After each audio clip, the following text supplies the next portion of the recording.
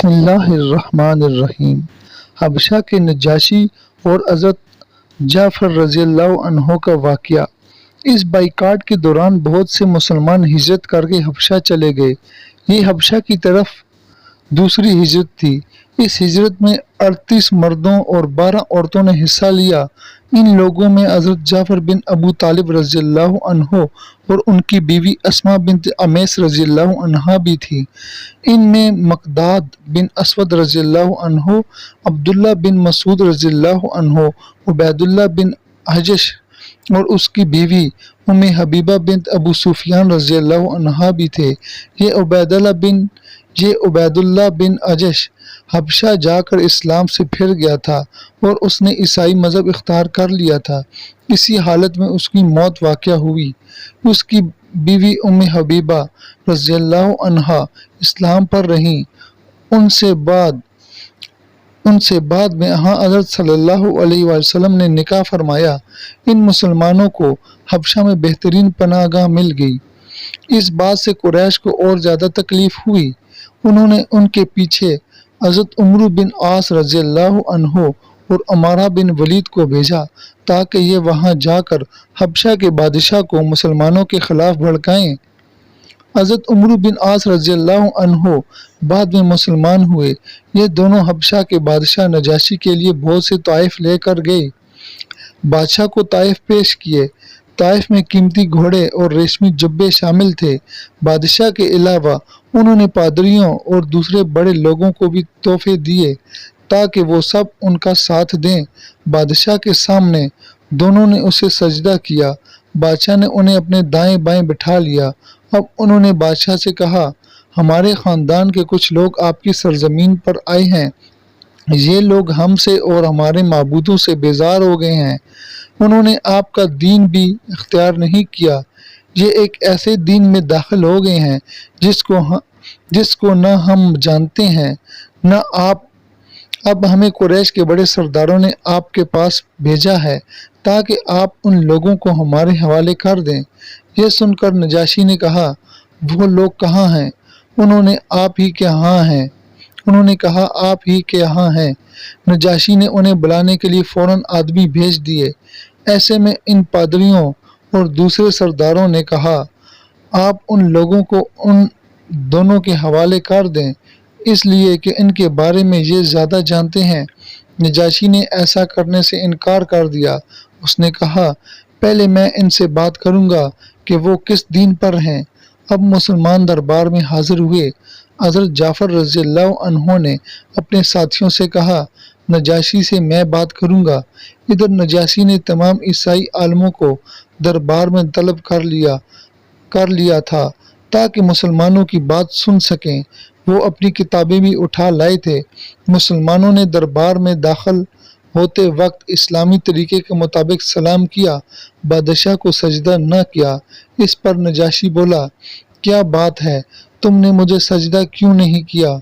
हज़रत जाफ़र रज़ियल्लाहु अन्हो फ़ौरन बोले, हम अल्लाह के सिवा किसी को सजदा नहीं करते।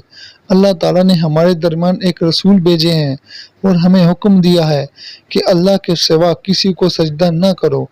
अल्लाह के रसूल की तालीम के मुताबिक हमने आपको वही सलाम किया है जो जन्नत वालों का सलाम है। नजाशी इस बात को जानता था, इसलिए कि ये बात इंजील में थी। इसके बाद हज़रत जाफ़र रज़ियल्लाहु अन्हो ने कहा, अल्लाह के रसूल ने हमें नमाज का हुक्म दिया है और ज़कात अदा करने का हुक्म दिया है।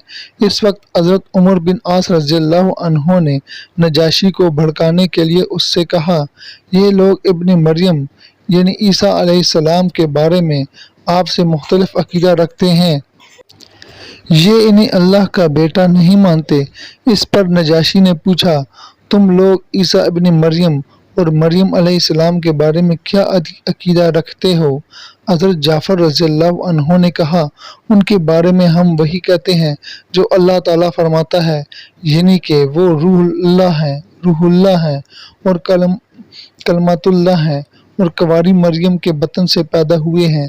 پھر حضرت جعفر بن ابی طالب رضی اللہ عنہ نے بادشاہ کے دربار میں یہ تقریر کی، اے بادشاہ، ہم ایک گمراہ قوم تھے، پتھروں کو پوجتے تھے، مردار جانوروں کا گوشت کھاتے تھے، بے حیائی کے کام کرتے تھے، رشتہ داروں کے حقوق غصب کرتے تھے، پڑوسیوں کے ساتھ برا سلوک کرتے تھے، ہمارا ہر طاقتور آدمی کمزور کو دبا لیتا تھا، یہ تھی ہماری حالت۔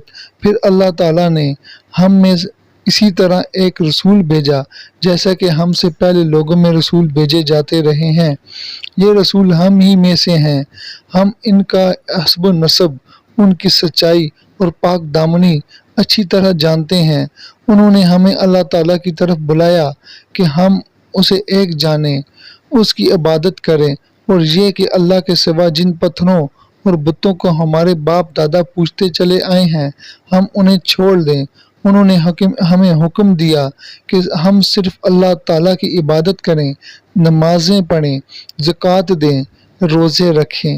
انہوں نے ہمیں سچ بولنے، امانت پوری کرنے، رشتہ داروں کی خبر گیری کرنے، پڑوسیوں سے اچھا سلوک کرنے، برائیوں اور خون بہانے سے بچنے اور بدکاری سے دور رہنے کا حکم دیا۔ اسی طرح گندی باتیں کرنے، یتیموں کا مال کھانے اور گھروں میں بیٹھنے والی عورتوں پر تہمت لگانے سے منع فرمایا ہے۔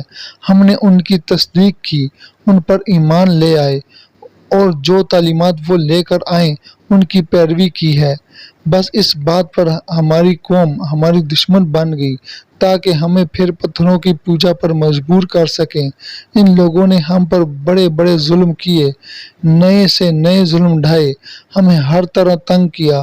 آخر کار جب ان کا ظلم حد سے بڑھ گیا اور یہ ہمارے دین کے راستے میں رکاوٹ بن گئے تو ہم آپ کی سرزمین کی طرف نکل پڑے۔ ہم نے دوسروں کے مقابلے میں آپ کو پسند کیا۔